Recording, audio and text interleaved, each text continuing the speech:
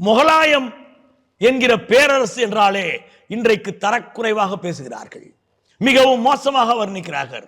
முகலாய பேரரசர்கள் இந்தியாவை அழித்தார்கள் என்று பேசுகின்றார்கள். ஆனால் இந்த ஜஹாங்கீர் அற்புதமான ஒரு விஞ்ஞானி, இயற்கையின் விஞ்ஞானி என்பதை உலகிற்கு காட்டுகின்ற ஒரு பெரிய வேலையை சோவியத் யூனியன் செய்தது.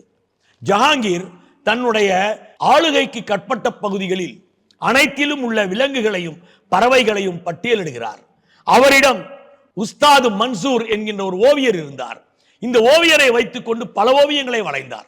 1620களில் நடத்தப்பட்ட அந்த அற்புதங்களை எல்லாம் உலகம் மறந்து போனது.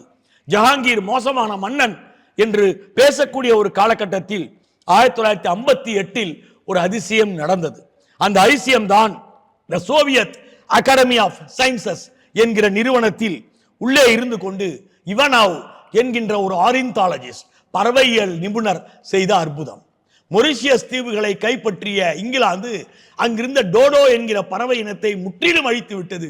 டோடோ என்கிற ஒரு பறவை இனம் இருந்தது, அதன் ஓவியத்தை முதலில் வரைந்து காட்டியவர் ஜஹாங்கீர் தான் என்று ஜஹாங்கீரின் குறிப்புகள் என்கிற புத்தகத்தை சோவியத்தில் வெளியிட்டு ஜஹாங்கீர் எப்படிப்பட்ட மாபெரும் அறிவியல் விஞ்ஞானி என்பதை இந்த உலகத்திற்கு அற்புதமாக விளக்கி கொடுத்தவன் நம்முடைய இவானோவ், சோவியத் யூனியனின் அற்புத விஞ்ஞானி.